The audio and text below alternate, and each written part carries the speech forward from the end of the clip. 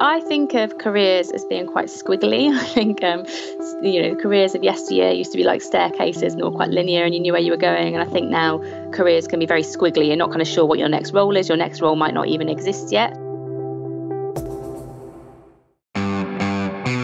HIMSS 18 is the health IT conference where professionals from around the world connect to gain the education, innovation, and collaboration they need to continue to transform health and healthcare through IT. Microsoft will be on site in Las Vegas at HIMSS 18 from March 5th through the 9th to showcase the intelligent services and the trusted platform for solutions that engage patients, empower care teams, optimize clinical and operational effectiveness, and transform health in the face of increasing cost pressures. For more information about the conference, visit aka.ms/HIMSS18. That's HIMSS 18. You are listening to the Women in Business and Technology podcast from Microsoft. In each episode, you'll hear from women in amazing technology and business roles, as well as male allies who are helping to make the industries more inclusive. We are diving into programs that promote greater diversity in the pipeline and bringing you tips on how to build a successful career in a supportive community. Welcome to Women in Business and Technology.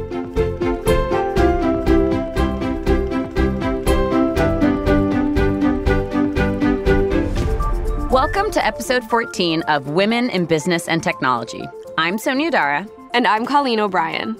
We're starting the show in our Community Connect segment with a conversation that I had with Sage Kealohilani Kiamno, the community manager and digital media strategist for Ladies Get Paid, a startup focused on closing the gender wage gap.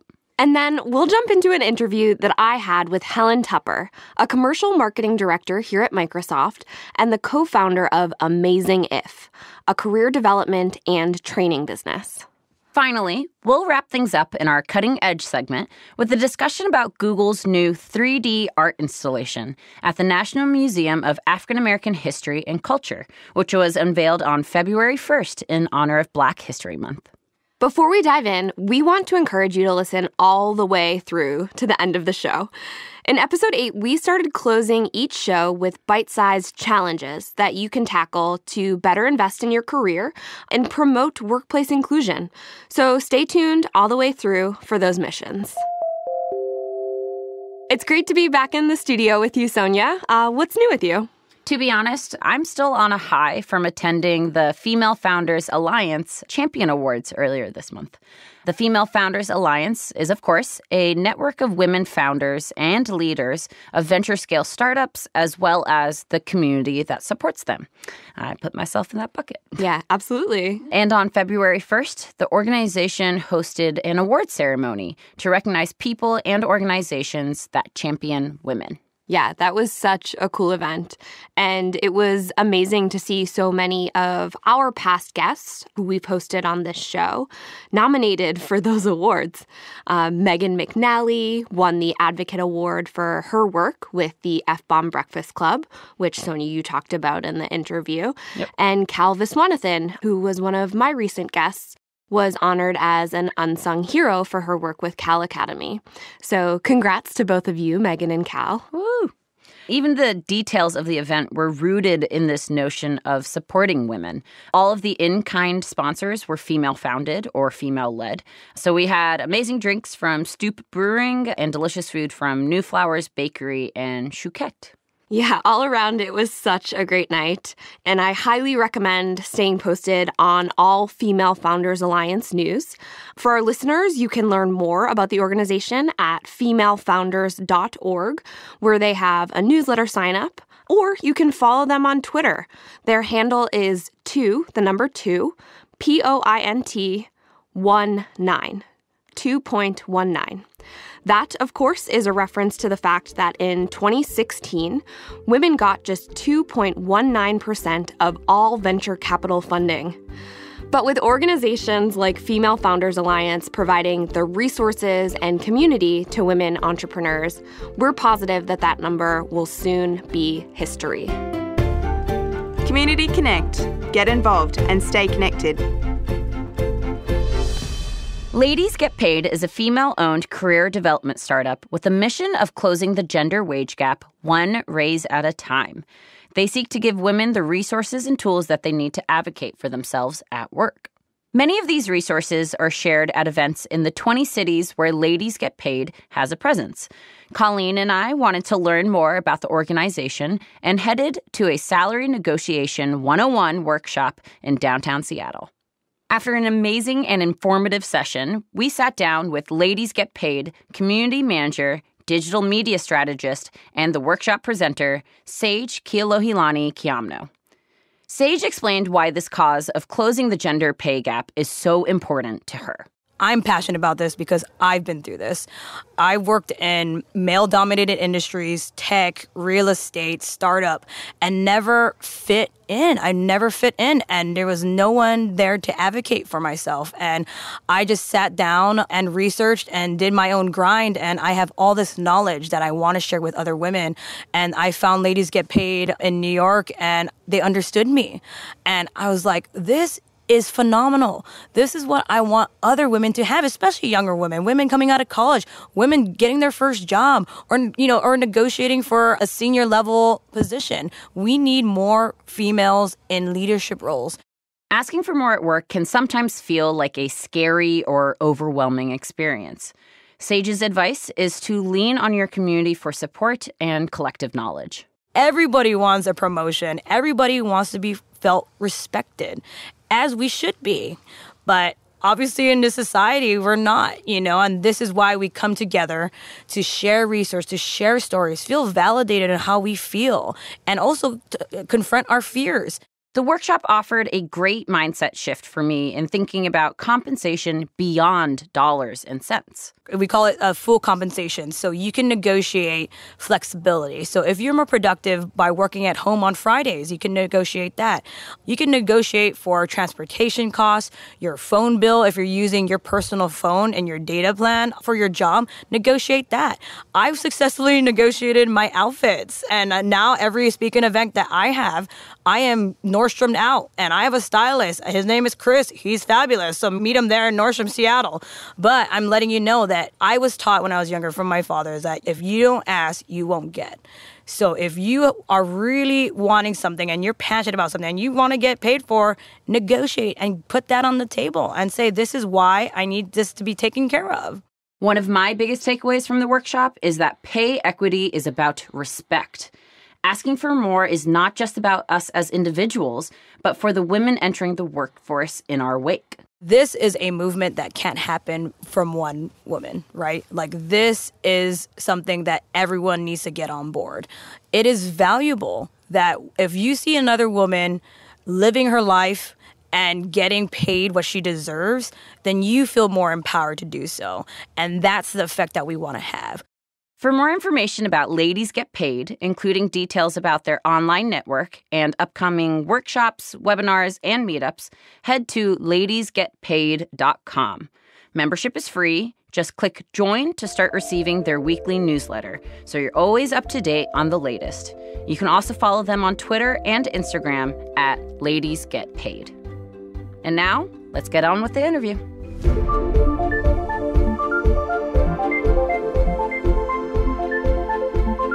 I'm excited to welcome to the show today Microsoft Commercial Marketing Director Helen Tupper.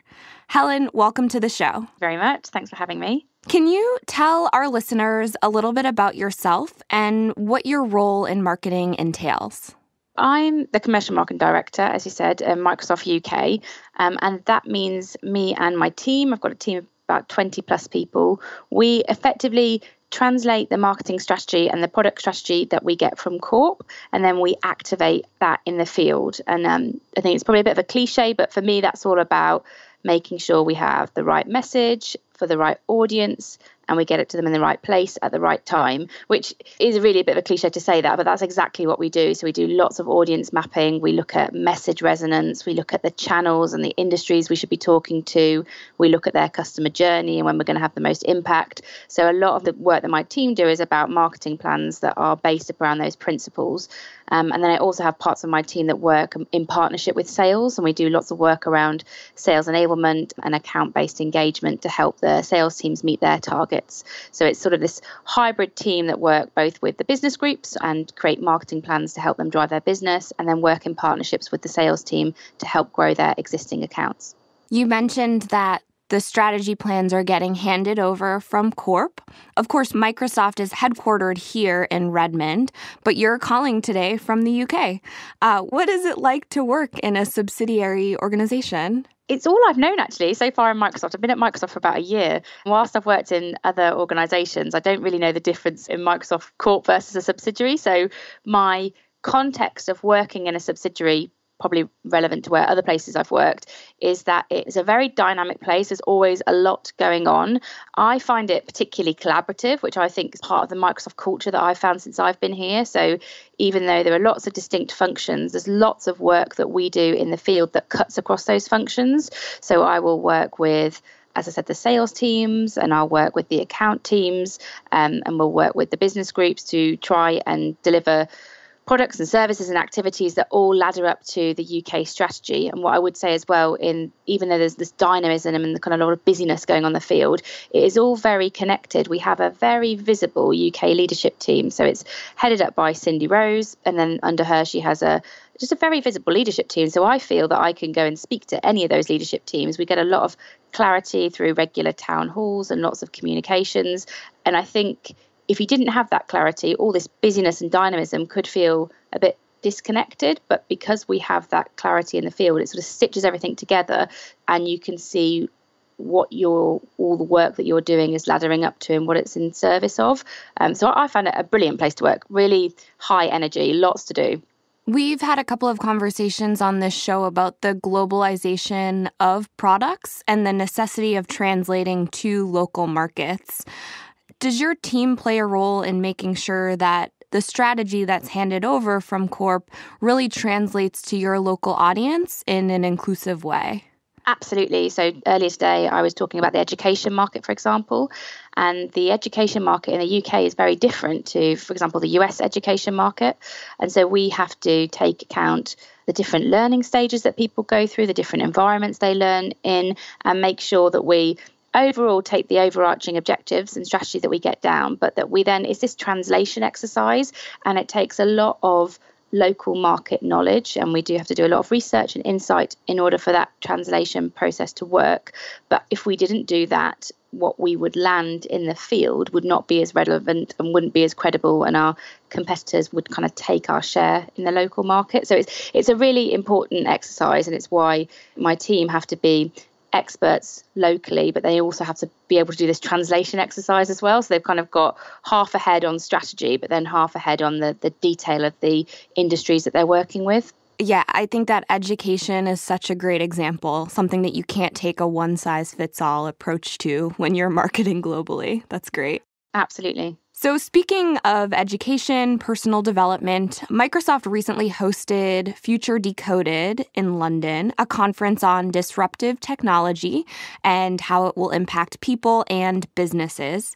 I know that you were an attendee at this event. What were your big takeaways? Yeah, so I was an attendee, and I was also part of the team organising it. So I was very close to the detail of running up to it and kind of behind the scenes, making everything happen across the 2 days. The overall event was all focused on cloud data and AI, and we had some amazing Microsoft speakers come over to talk to some of those points. I think there are probably two main takeaways for me, and I think they're very personal things from where I'm coming from. The first for me was about quantum computing. So we had that on the agenda, and we had a whole track running on the first day of Future Decoded on quantum, as well as part of our keynote session. And we did have some debate about, was this going to appeal to our business as well as our technical audience? And, were people ready to have a quantum keynote at Future Decoded? And there was such a high level of engagement in quantum computing and such a buzz on social about it. And for me, it just made me think, oh, Microsoft are doing the right thing, not just in terms of our investment in that technology, but in sharing what we're doing with people and involving them in the conversation early on. I think it gets a lot of engagement and support for where Microsoft is going. So for me, that was something quite exciting to see. And then the second thing was something that we did in the UK. We launched a report this year about the cultural transformation that you need to have in an organisation to underpin the digital transformation. We've seen an awful lot, and we've written an awful lot ourselves around why organisations need to digitally transform and where they start and how they get support for it, all those sorts of things. But I haven't seen so much work being done on actually, you've got to get the cultural transformation right in order for the digital transformation to land. And we launched a report, which we talked about it in the keynotes. But for me, I was just really excited and really proud that we were not just looking at the technical elements of digital transformation, but that we were also helping our partners and our customers to think about the underlying issues, which you might think, oh, that's not core to what Microsoft should be talking about. I was really happy that we have kind of placed a bet there and said, this is also what you need to be looking at from a cultural sort of perspective as well. And that's something I think as an individual and how I lead that is important to me as well. So that's why it resonated with me. I think that's such a great call out. Trying to roll out digital transformation without first establishing a foundation of growth mindset perhaps might feel like force-fitting the future onto your employee base. So I think that's a really strong strategy. It's funny that you mentioned that quantum computing was, again, a key theme of Future Decoded. I first saw Satya talk about this at Ignite this past fall and sort of immediately jumped into searching on Wikipedia and learning as much about quantum computing as I could. So I really do think about these conferences as core to my personal and professional development. How do you think about conferences as a way you're charting your career path and as a component to your development plan? I think for me, it depends whether they're internal or external conferences. Something like a Microsoft Future Decoded or a Microsoft Ready or something like that. For me, that is both me learning about what's going on in Microsoft and also connecting with Microsoft people. So it serves a really strong purpose for me in my professional development because of some knowledge and relationships. Conferences outside of Microsoft, I think now in my career, I'm very selective with because there are so many. I get invited to so many like marketing conferences and technology conferences and just lots of innovation conferences. So I'm quite selective about what I go to. I'm also quite aware of how I learn best. So I actually don't learn best in big auditoriums. I am the sort of person who learns more from interaction with people. So I would rather go to a conference where it has an element of sort of roundtables or discussion, or just go to a couple of smaller roundtables. So for me, I'm selective both about being specific about the thing I need to learn, but also the environment that I think I learn best in, or otherwise I just find myself sitting in a big conference and maybe getting distracted and half doing a bit of work and half listening and thinking I'm not doing either very well. So yes, I'm we've all been there. Aware of that now. Yeah, I'd rather spend the time wisely and get the value out of it than sort of being some hybrid person multitasking in a room. Sure. And it does seem like you've been very thoughtful with your development plan. You have this very extensive academic background from a bachelor's in business management to an MBA from Henley Business School, which I believe you're pursuing right now. And of course, you have a few diplomas on innovation, creativity and leadership, and marketing in between those degrees. So can you describe your philosophy around education and what these academic checkpoints have meant to you? For me, it's not about collecting badges. And I'm always very aware, MBAs can be badges and different degrees and masters. For me, it's not about that. I genuinely love learning. And I think that for careers that we're in now and that we will continue to sort of grow in, I think it's all about being a work in progress. So I don't think that the knowledge you have now should be fixed. To kind of talk about the growth mindset stuff, I think you need to invest in being a work in progress and continually learning and sort of stimulating yourself. So for me, all the things that I have learned so far and will continue to invest time in are just about me adding to my skill set and being stimulated by learning, being connected with other people who like learning. A big part of the MBA that I chose, I actually do it with quite a small cohort of people. It's about 40 people. And we came together about every 3 months for a couple of days. And I got to learn from my peers who worked in different industries and had just different experience to me. So that was my MBA was sort of like an outcome of that. Really, what I valued was the learning environment and the dialogue and the connection. And I think also the more interested you are in things, I think the more interesting you are to other people. So it's just sort of like a muscle that I like to kind of keep strengthening and investing in what I'm learning. And as soon as I finish my MBA, I'll start something else. For me, it gives me a bit of perspective. I think it's very easy to be consumed by work, particularly, I have a value of achievement. I'm very driven by work. I love the jobs that I do. And I think it's very easy to be consumed by that. And for me, having a sort of a vehicle to step away from that and get a bit of perspective and almost slow your brain down a little bit in terms of how you're thinking, I find that when I come back in my job, I just have a bit more clarity and I'm maybe a bit more strategic. And I think slightly differently than I would if I just stayed in it day after day. I agree with that 100%. I recently completed an executive MBA program and found that... well done. Yeah, thank you very much. I found that it made me more productive during the day in my work environment so that I could have that time in the evening to be more focused in class. And we too had this very small group work component to the cohort program.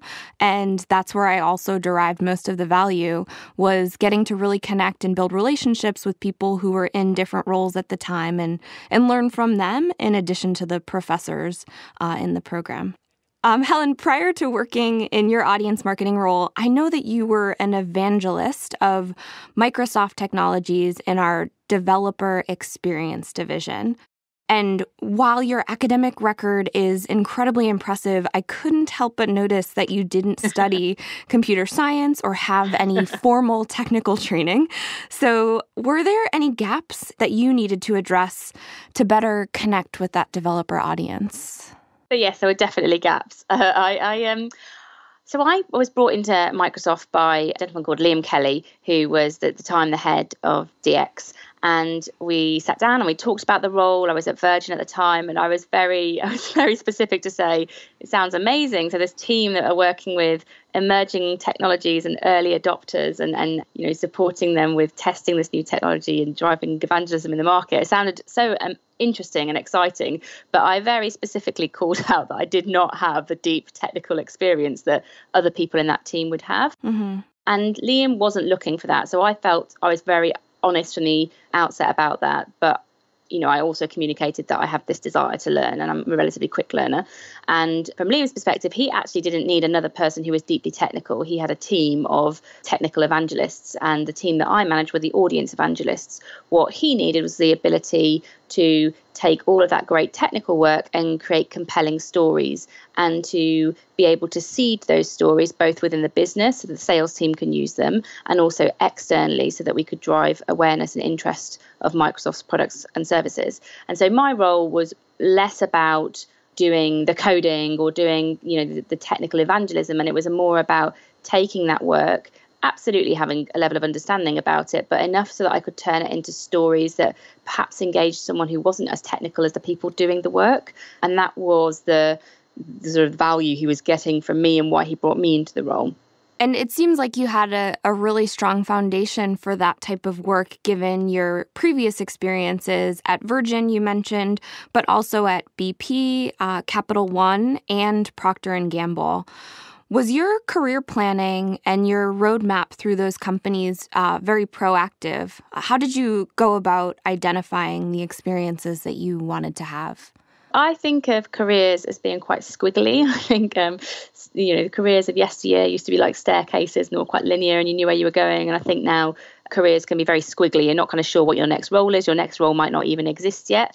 And I'd say in the early stages of my career, so I went from sort of FMCG into financial services, I don't think I was really in control of that squiggle yet, if I'm honest. So that was, early 20s, didn't really have clarity on what I was really good at. Probably didn't really have a lot of clarity on what I wanted to do.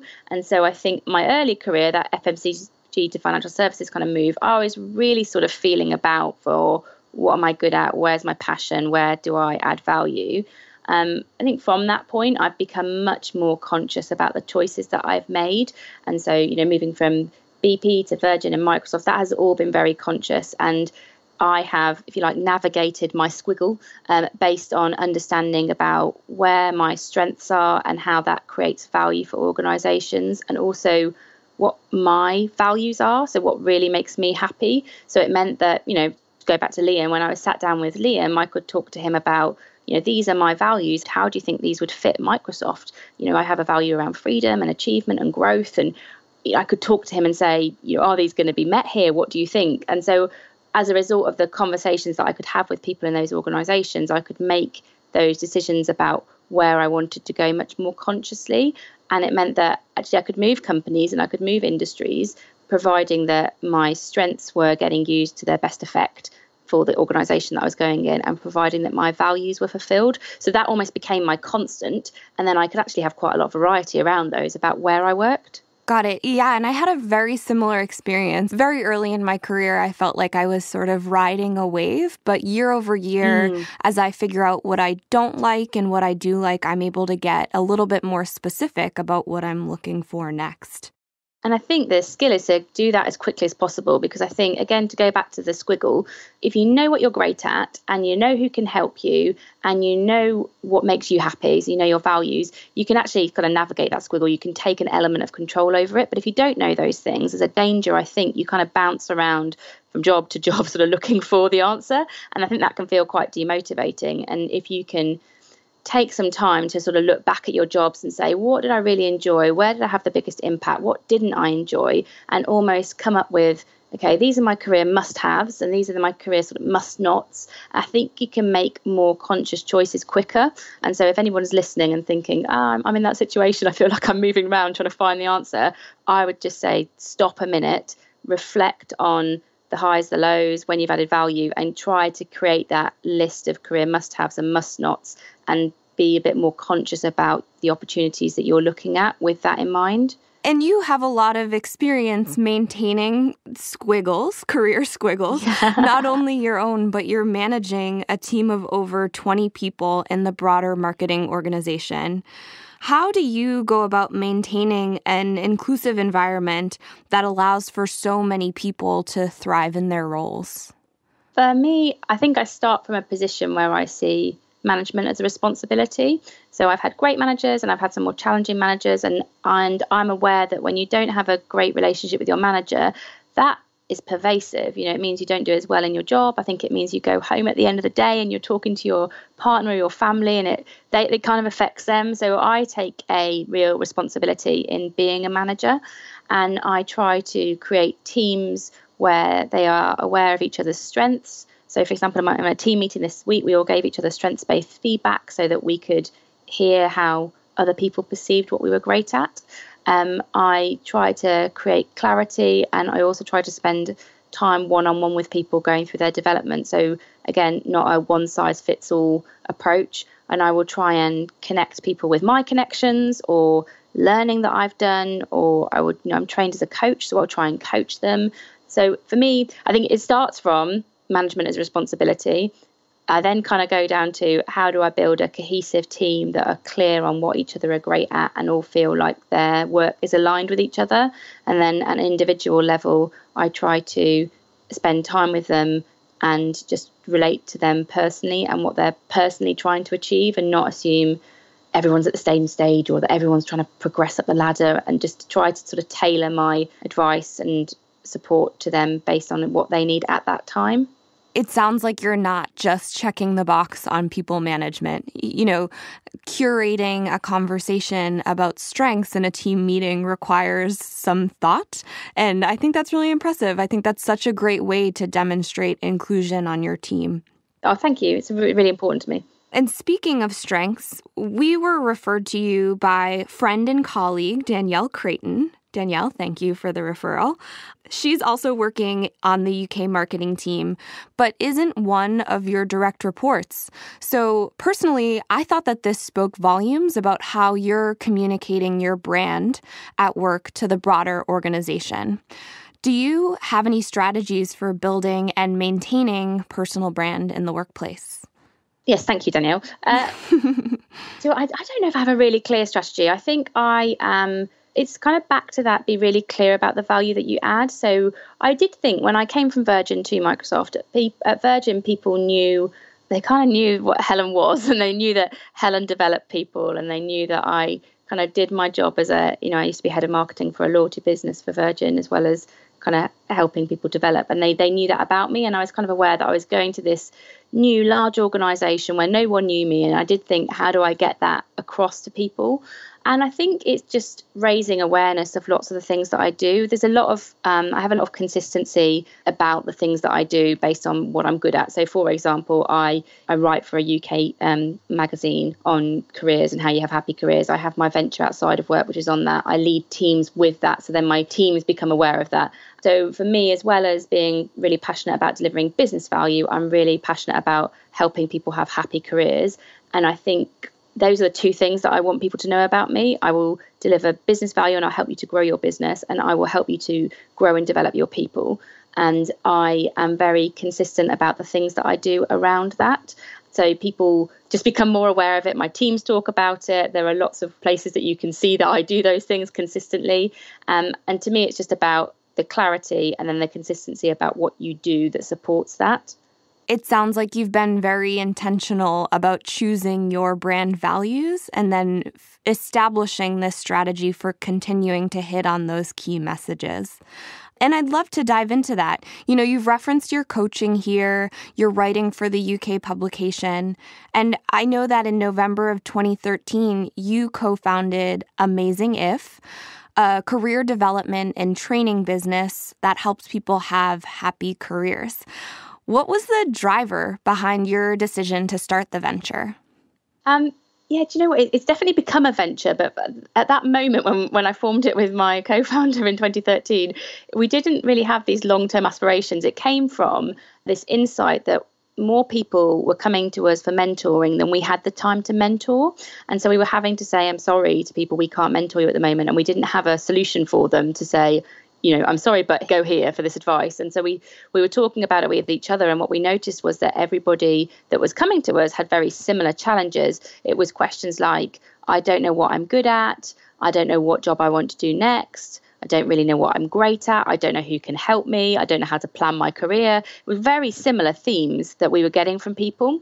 And so we decided that we'd sort of try and do some mentoring at scale approach, that we'd sort of take those 5 things that were consistently what people were coming to us for advice about, and we'd create a 90-minute program that we would speak to people individually about when we were mentoring them. And so we went through every course we've ever been on and every book we'd read, and all where we thought there were gaps in things. We created our own models, and then we just put on some courses in the evening for people. And those courses started selling out, and then people started trying to get us into their businesses, and then it became sort of a podcast, and it's a book, and it did scale of its own accord. And we've had to at times kind of sort of rein it back a little bit, because I want to do that. For me, it's a side project. I want to do it alongside my job, but it's important that I maintain that because it's kind of part of my motivation, also part of my personal fulfillment as well. But yeah, it never started out as a big venture. It just started out as a way of helping more people than we could in this one-to-one fashion have a happy career. Yes, it sounds like you had this problem of scale. You couldn't be in so many conversations at once, so had to figure out a way to mentor multiple people in a one-to-many setting. Exactly that. And you mentioned that you want to keep this as your side passion project. There's this growing trend in the pursuit of after-hours work or passion projects, at least here in the U.S. And I'd love to hear if you see a similar trend in the U.K. Absolutely. I really do. It's definitely a trend here as well. Yeah, there was this study from Bankrate that was released this summer, and it showed that 44 million people have a side hustle, including 1 in 4 millennials. 25% of millennials are side hustling today. Do you consider Amazing If a side hustle? Do you prefer to call it a passion project? And how do you think that work complements what you're doing at Microsoft? So, I mean, I'd probably call it a side project, but I don't mind whether it's a passion project or a side hustle. I think if you have a side hustle, I think it needs to be a passion project because you're doing this on the side and you'll be using your own time to do it. So I think you do need to have a level of passion to make, I don't know, that sacrifice from whatever else you'd be doing, whether you'd be watching TV or doing sports or anything else. I think it's really important to do. And I'm really excited that 25% of millennials are doing this because I think it's a little bit unrealistic to think that people are going to get all their fulfillment from their role. And I think it is far more realistic to think actually people have other interests outside of work. And actually, if we can create flexible environments where people can feel that they've got some time to go and explore those side projects, I think what you have as a result is more creative employees. I think you get more loyal employees because they value the creativity and the flexibility that you give them. And I think I think it's just a more exciting workplace because people are doing more interesting and diverse things and they're bringing those ideas back into the workplace. And I've just actually written an article on this for the Marketing Week in the UK. I looked at some research that said that people are more creative and loyal as a result of an organisation letting them have a side project. And for me, my particular side project is very consistent with my job. So I think when I'm helping people, when I'm mentoring people at scale have happy careers, it helps me come back into Microsoft and do that with my team and also outside of my team as well. I've run sessions in Microsoft on helping people know what their values are, and that's been outside of my direct team. So I think it helps me to become a better leader. It keeps these things that are important to me outside of work front and foremost in my mind at work. And so it makes me a more authentic leader. I'm not sort of hiding that side of myself. I'm bringing it to work, and I think, adding value to Microsoft in a way that I wouldn't if I just said, my job as a marketing director, I've just got to translate corporate strategy into local activation. On top of that, I'm also bringing this thing which makes me hopefully more unique and add more value to Microsoft. You mentioned previously your perspective on management as a responsibility to the people that you're managing. And it just seems so thematic to me that you're practicing these skills of interpersonal communication in your passion project as well, that coaching can bring so much more to your role as a people manager and so much more experience. I think that's really admirable. Well, and for me, that's because it's authentic. But actually, do you know, if it was disconnected, let's say I was an artist, my side project was being an artist, and that was potentially disconnected, I still think there's a lot of value in that, because if that person's feeling they've got some freedom to be able to sort of unleash that creative side of themselves, I think that just plays back into their happiness at work, particularly if their employer's giving them some flexibility to go and explore that. So mine is very connected, and I've done a lot of work on making sure I spend my time in this consistent way and not kind of do lots of different things. But even if it was slightly different to my job, I still think there's value in people exploring those side projects as well. I agree. This podcast is very much my passion project. It's not very related to my work as a business manager on the Azure engineering team, but spending time working on this project gives me a lot of fulfillment and a lot of opportunity to express myself creatively that I don't necessarily get on the job. So I'm showing up at work knowing that I have that outlet instead of feeling dissatisfied because I can't find it in that one place. Absolutely. I'm so passionate about side projects. I kind of want to encourage, the other 75% of millennials to kind of explore it even more. Yeah. Can you tell us about the article that you wrote? You mentioned the UK publication that you're contributing to. Yes. Are there any other side project trends that are of note here? No, I think in the article, what I help people to do is, so I talked about actually the value of having side projects in terms of that research that I mentioned. So I think employers sometimes can be a bit scared of this. What does it mean? Does it mean they're not focused on my business enough? So I tried to present some research that said, actually, embrace this. This is a really good thing. And this makes your employees more creative, collaborative and loyal. So definitely embrace this. So I talked about the research, and then I talked about how people can manage side projects. And I think it's really important to keep some kind of boundary around a side project. So I think if a side project does start to become too consuming, then I think you do need to take a step back and say, well, I have a job. I'm not trying to have another job. This is something for me. This is an outlet for me.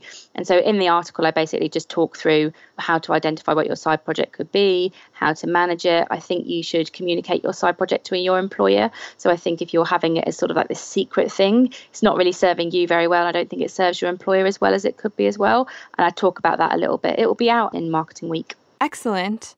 And Helen, would you mind talking to us about some of the themes that you see in your coaching conversations? What are the conversations that you had that prompted you and your partner to create this 90-minute program to scale those conversations?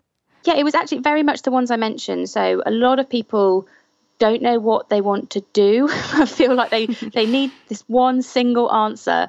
And I don't think there is a single answer. So I think, for example, career plans are really outdated. So if you think about a staircase, that role that, sometimes at the start of our careers, they look a bit like this as well. You spend a couple of years in one job and then a couple of years in another, and you might need to get a new qualification. In that kind of world, a career plan is potentially quite valid. But actually in this squiggly world where jobs are changing all the time and organizations are changing. And if you look at particularly technology, there's new technologies coming in all the time that we don't know about. 10 years ago, you might not have thought you'd be a manager on quantum computing. So career plans in this squiggly world, they're almost out of date as soon as you write them. So I talk a lot more about career possibilities. And that was in direct response to people coming to me and saying, I don't know what I want to do. There must be one single answer. And I sort of said, well, unfortunately, there's not. But what you need to do is explore, 3 or 4 career possibilities that you might be interested in and find out more about those and position yourselves for those roles in the future rather than, fixating on this one specific job that you want. Lots of people also came and talked about, I don't know who can help me. I need to be better at networking. A lot of people had this really strange reaction to networking because they thought it was just about going to events and, handing out business cards or the number of LinkedIn connections you've got. But actually, we talk about networking as thinking more about people helping people, and that being a much more authentic way of building your network and thinking what you have of value to give to somebody else. So maybe if your side project is being an artist, maybe you could offer that skill to somebody else in work or out of work. Or, my side project's about helping people have happy careers. Maybe I can go and help people coach, and that's how I can help somebody. And in doing that, I build my network. In doing this podcast with you now, I've kind of added somebody to my network.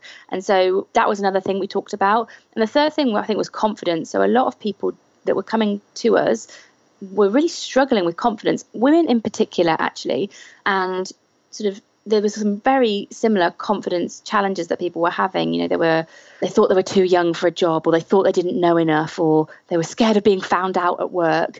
And so a lot of it was helping people to address what I call confidence gremlins, these thoughts in your head that hold you back at work. So they were some of the consistent themes that we saw from people. And the program of kind of coaching that we do at Scale is all around answering those common problems. I do want to talk more about the confidence gremlins and the imposter syndrome that you're noting here. Yes. But just to double back to a couple of things that you stated, I really appreciate your commentary on authentic networking. One of the first episodes that we did on this show was with Donna Sarkar, and she also talked about networking not as this transactional moment, but as getting to know what the person you're connecting with is interested in and supporting them on that mission. So whether it's sending them an article about a conversation that you had at a networking event, figuring out a way that you can create some value in that relationship versus just that exchange of business cards. And another thing that you mentioned that really resonated with me was the importance of accounting for technological innovation in your career planning, however outdated that word is. That is something that really struck me when I graduated from college and came here to Microsoft. I wanted to be very intentional about charting my career path and reached out to a woman at LinkedIn to help me figure this out.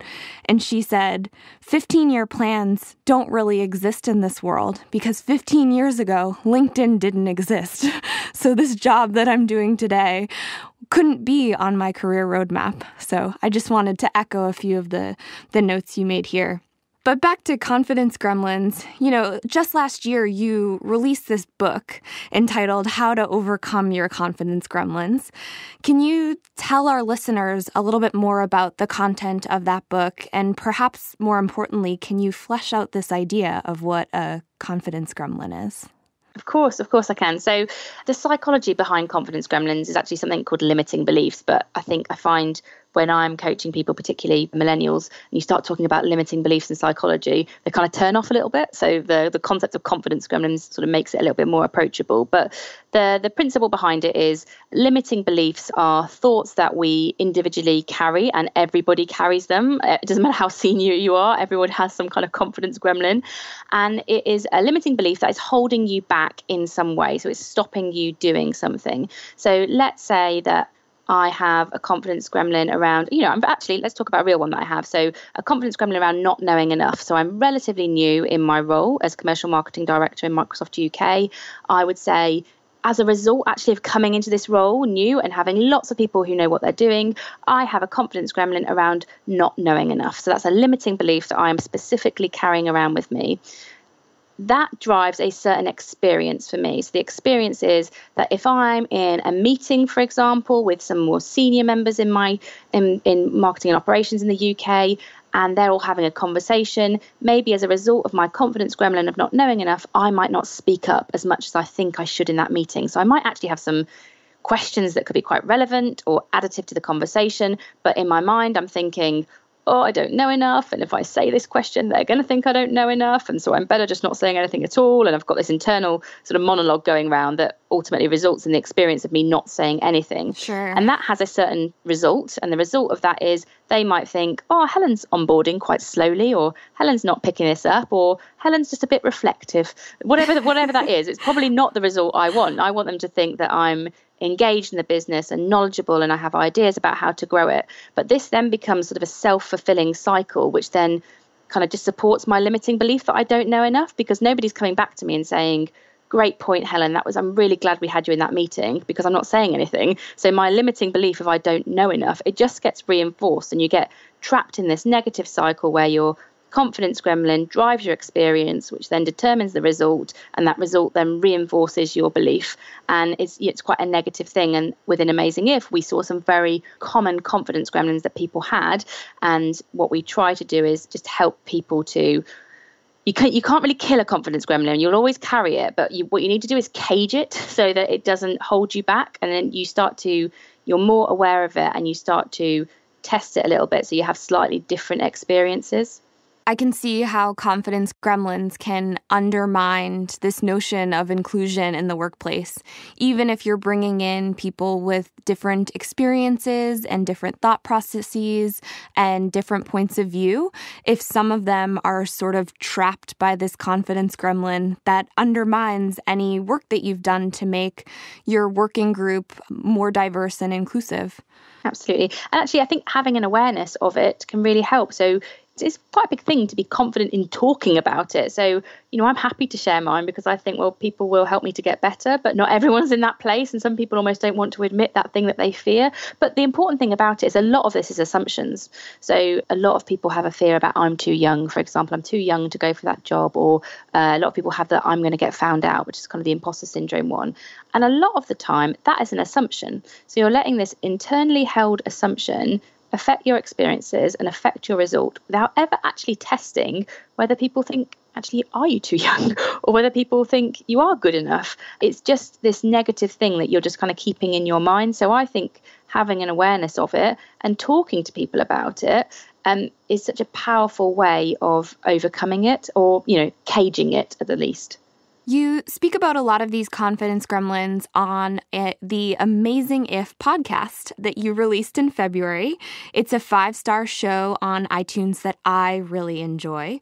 Oh, good. And some of the gremlins that you call out are fears of being found out, that imposter syndrome that you referenced, to being too young, or a fear of numbers. Yeah. Why did you decide to branch into podcasting and to take Amazing If to that medium as well? So Amazing If's mission is about helping people have happy careers, and it stems from that exact same insight that we had right back in 2013 when we started it about how do we mentor more people at scale? And our solution at the time was evening courses. And then those evening courses started selling out. And we thought, well, we can't do more evening courses. And so we occasionally used our holiday to go in and help larger groups of people. But there's only so much holiday that you can use. And I've got 2 young children and I want to spend my holiday time with them as well. And so we were looking for ways to we know that our tools help people. We have really good feedback about that. And so we looked at podcasts as a way of scaling what we were doing, getting our mission to help people have happy careers, just another way to reach a broader audience with that, and also an international audience with it. So that's really where that idea came from. Also, part of the reason that I do Amazing If is because I just like creating things, and I'd never done podcasts before, and it was just interesting to sit in a studio and see how that whole thing happened. So for me, it was also just something new and interesting to do with my co-founder. For our listeners who might be feeling inspired by your passion project story here and maybe are seeking the same fulfillment around creativity and discovery, do you have any advice for people who are maybe looking to start their side hustle? What is the way to get started? I think probably 2 things would be, for me, and again, based on my learning, the first is do it with somebody. And I think that is because it keeps you motivated. And there are times when work will become so demanding that you can't do your side hustle that week or even that month. Or, I've had 2 children since I started my side hustle. So they've been quite kind of big things that have happened. And doing it with somebody else keeps your motivation up. And it means when you're maybe unable to contribute to it, that person can take the reins a little bit more with it. So I found that brilliant. Also, it's been really additive to my creativity because I've been able to bounce ideas off with someone and I've not felt isolated. So I've always done that with that person.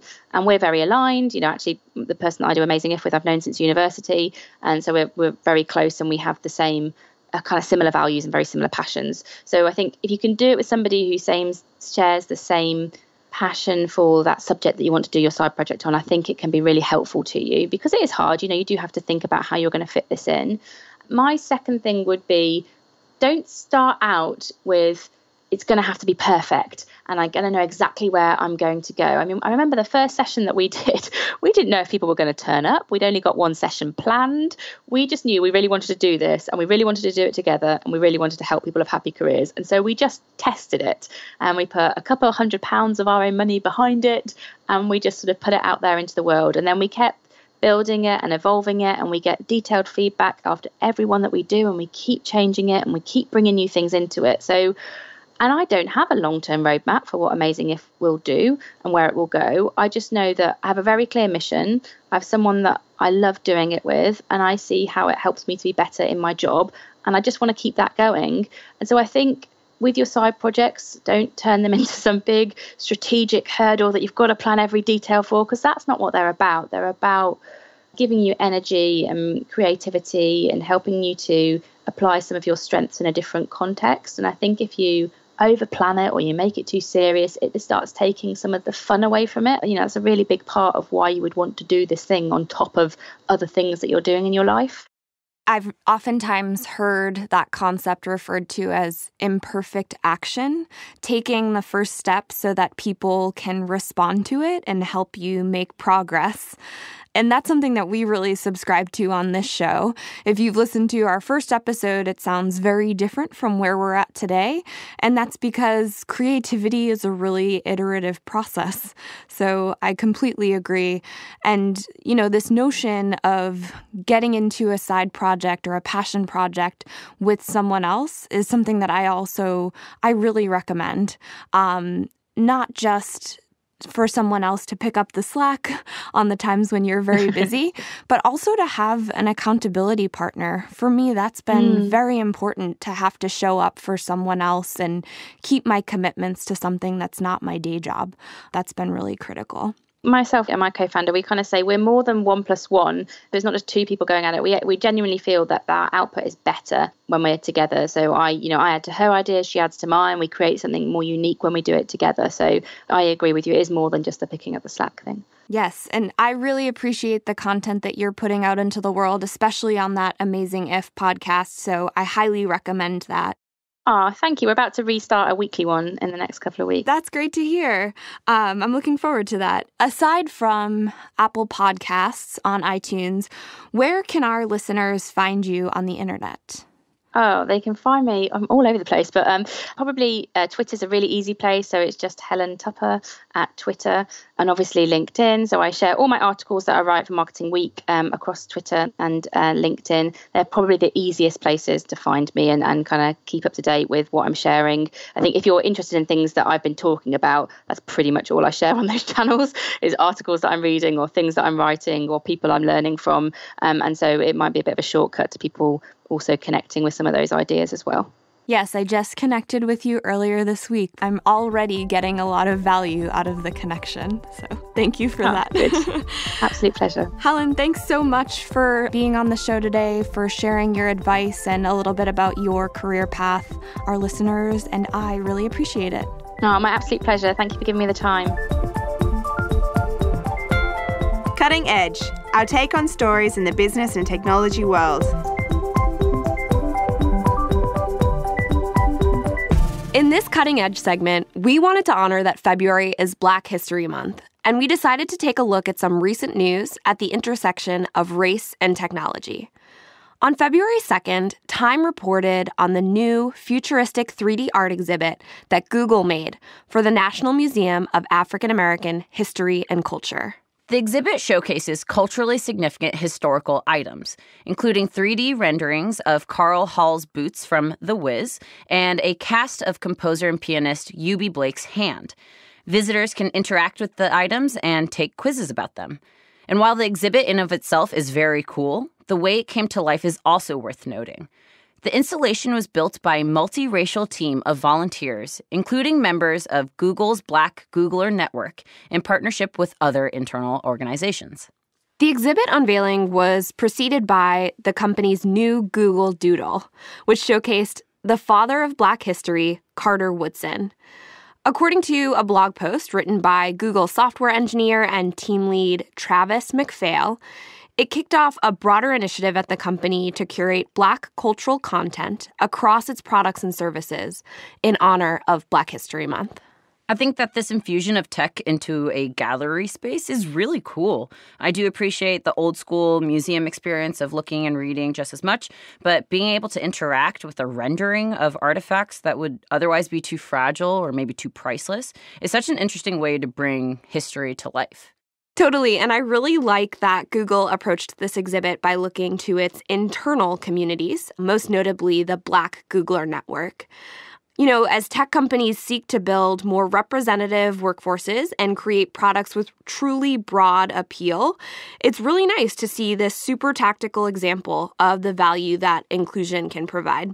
Google was able to curate artifacts that are really meaningful to a shared identity group by including more members of their internal Black community in the conversation.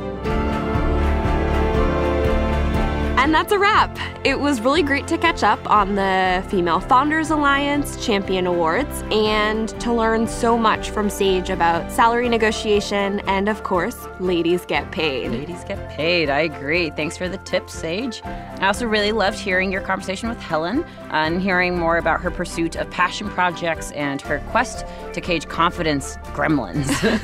And of course, it was great to take some time to catch up on the news and see how Google is honoring Black History Month in a very tech-centric way. Yes. Listeners, as always, please remember to rate, review, and subscribe to the show. All of those actions help more people find us. And be sure to share the show, perhaps with a manager who you think might enjoy it. As always, you can find us on Apple Podcasts, Google Play, Spotify, YouTube, SoundCloud, or honestly, wherever you listen to podcasts. Our website is wibt.com, and if you have any feedback or questions, please email us. We're at wibt@microsoft.com, or you can tweet us at Microsoft Women.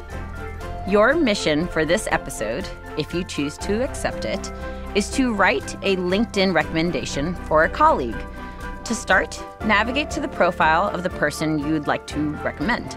Assuming that you're already connected to that person, you'll see a couple of buttons at the top of the profile. We'll say Message and More. You're going to select the More button and then select Recommend. Go through the prompts and send the recommendation through. Your colleague will review it before making it visible to the public, so I oftentimes send a note offering to make any changes that better highlight certain skills.